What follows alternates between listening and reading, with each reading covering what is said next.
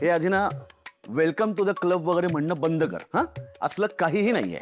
हो हा, तूच बघ ना, पूर्वीचा समर आणि आताचा समर यात जमीन अस्मानचा फरक आहे. हे बघ काय आहे आनंद, बदल घडतात. बदल घडतात कारण change is the only constant. हो हा, ऐक ना, तू ना हे शाळेच्या फळ्यांवरचे विचार मला सांगू नकोस. हा, तूच बघ, तू एवढ्या वर्षात बदलला नव्हतास, पण स्वानंदीशी लग्न झालं की लगेच बदललास. पूर्वीचा समर कसा आपल्या जवळच्या लोकांवर डोळे झाकून विश्वास ठेवायचा, पण आताचा समर कुणाला जवळ सुद्धा येऊ देत नाही. पूर्वीचा समर कसा सतत चिडचिड करायचा, सतत तोंडावर 12 वाजलेले असायचे, पण आताचा समर तसा नाहीये. सतत आनंदी असतो, मजा घेतो, सुखात राहतो, आनंदात असतो. रोज रोज रेस्टॉरंट मध्ये असं चमचमीत खायला मागवणारा समर आज माझ्या समोर बसून असं सूप सलाड खात होता, तेही शांतपणे. समर तुझ्या ना कदाचित लक्षात येत नसेल, पण पूर्वी कसं तू ना खूप वेळ ऑफिसमध्ये असायचा. आजकाल तसं नाहीये. वेळ झाली की 5 वाजले कधी निघूया का जाऊया का असं होतं तुझं आजकाल. पूर्वी कसं तू रविवारी सुद्धा मीटिंग करायचास, आता कसं आहे रविवारची सुट्टी घेतो हा समर. नाही अर्थात चांगली गोष्ट आहे, त्यामुळे आपल्या स्टाफला सुद्धा जरा सुट्टी मिळते. तसं नाहीये. माणसाचं वय होतं. ओ नाही नाही, तू काही कारण दे, पण वस्तुस्थिती ही आहे की तू घरी असतोस, तुला घरी लवकर जायला आवडतं, घरी राहायला आवडतं, घरच्यांबरोबर वेळ घालावा असं वाटतो. हे हे हे नाही, हे चांगलंच आहे, असंच असायला हवं. म्हणजे आपलं घर ना आपल्यासाठी एक असं आनंदी वास्तू किंवा असं छान उबदार सुखात असणारच घर असावं. पूर्वी कसं समर राजवाडे हा बिझनेसमॅन होता, हार्डकोर. आताचा समर कसं एक कुटुंब वत्सल माणूस होत चाललाय. चांगलाय. पूर्वीच्या गोष्टी तू कर्तव्य म्हणून करायचास, आजकाल सगळ्या गोष्टी खूप मनापासून करायला लागलायस. आणि ह्या सगळ्यासाठी कुठेतरी स्वानंदी वहिनीच जबाबदार आहे. नाही चांगलं आहे हे, याच गोष्टींची गरज होती तुला. नाही नाही, मला नाही पटत. तू म्हणतोस तो काही बदल वगैरे नाहीये, या सगळ्या छोट्या मोठ्या घडलेल्या घटना आहेत परिस्थितीनुसार. बरं तू नाही करणार मान्य, म्हणजे करूच नकोस, पण कसं आहे मांजर कितीही डोळे मिटून दूध पित असेल तरी जगाला ते दिसतं. तुला ते कळत नसेल किंवा कळून घ्यायचं नसेल कदाचित. हां पण आता आम्हाला जे दिसतंय जाणवतंय, आम्ही जे पाहतोय ते तुलाही लवकर कळावं हीच इच्छा.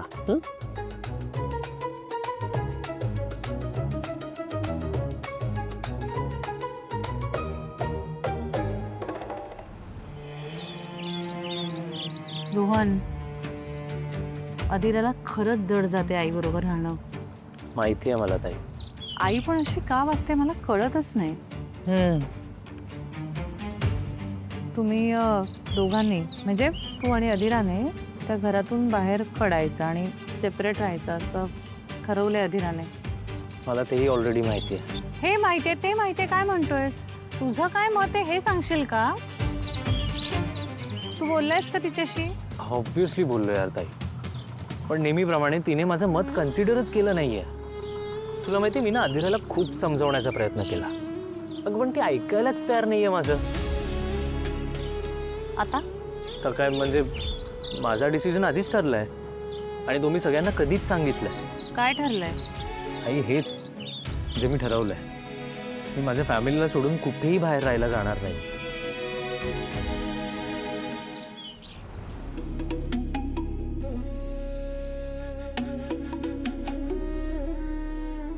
मम्मा काय झालं? कसला विचार करतेस?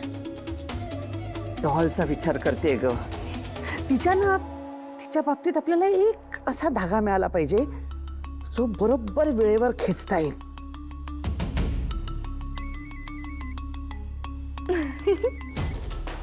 बघ 100 वर्ष आयुष्य. स्पीकरवर टाक. Hello hello. अगं अधिरा कुठे आहेस तू? कशी आहेस? खूप दिवस कॉल पण नाही केलास ग. ते जरा बिझी होते. का ग काय झालं? सासरी ओके आहे ना सगळं? ओके काहीच नाही, आणि मला वाटतं यापुढे ओके काही होणार सुद्धा नाहीये. म्हणजे रोहनच्या आईशी वाद, एवढंच आमच्या घरात होत असतं. अजूनही वाद होत आहेत का ग? पास झालं ग अधिरा, तू किती सहन करणार आहेस? नाही करणार, आणि यापुढे मी अजिबात सहन नाही करणार आहे. अर्पिताताई, म्हणूनच मी तुला फोन केलाय. मी एक डिसिजन घेतलाय आणि त्यासाठी मला तुझी मदत लागणार आहे. भाऊजींच्या ओळखीचे एक ब्रोकर होते ना? प्लीज मला त्यांचा कॉन्टॅक्ट नंबर मिळेल का? ब्रोकर? हो हो आहेत आहेत. त्यांचं काय काय झालं काय पण? कारण मी रोहन बरोबर वेगळी राहणार आहे. काय सांगतेस? म्हणजे खरंच का ग? पण असं एवढं? अर्पिताताई, मला आता कळलंय की मी रोहनच्या आईंबरोबर एकाच घरात नाही राहू शकत, आणि म्हणून मला रोहन बरोबर वेगळं राहायचंय. हे तर तुला मी आधीपासूनच सांगत होते, पण तूच सारखं सासर सासर करत होतीस. तू एक काम कर ना अधिरा, तू आपल्या घरी निघून ये ना इकडे. ते पॉसिबल नाही आहे. Okay, try to understand. मी रोहनला सोडून नाही येऊ शकत आपल्या घरी, आणि रोहन सुद्धा फॉर दॅट मॅटर आपल्या घरात नाही येऊ शकत, आणि म्हणूनच मी हा डिसिजन घेतलाय. सो मी आणि रोहन वेगळं राहणं हेच बेटर राहील सगळ्यांसाठीच. आणि फॉर दॅट मॅटर माझं नंदूताईशी पण बोलणं झालेलं आहे, आणि काइंड ऑफ तिला सुद्धा हे पडलेलं आहे. काय? म्हणजे काय म्हणाली ती? फार काही नाही, म्हणजे सॉर्ट करू असं म्हणाली. यू नो वॉट, मी माझा डिसिजन आता चेंज करणार नाहीये. मला रोहन बरोबर वेगळं राहायचं. ऐक ना अर्पिता, तू पाठव ना, त्या ब्रोकरचा नंबर पाठव प्लीज. बरं बरं, पाठवते. Okay bye. या ओके बाय.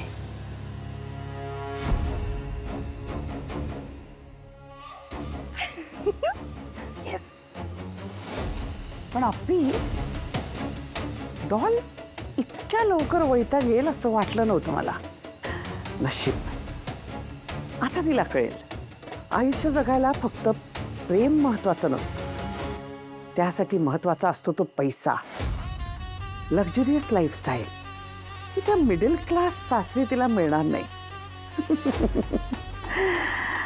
हाच धागा हवा होता. आता या संधीचा आपण पुरेपूर फायदा करून घ्यायचा. मम्मा, पण आपण काय करणार आहोत? ती इकडे यायला तयारच नाहीये. अगं, मग आपण तिला तयार करायचं. आधी फक्त तेल ओतत राहायचं. कसं? तू रोहनच्या आईला फोन कर आणि मी सांगेन तेच बोल.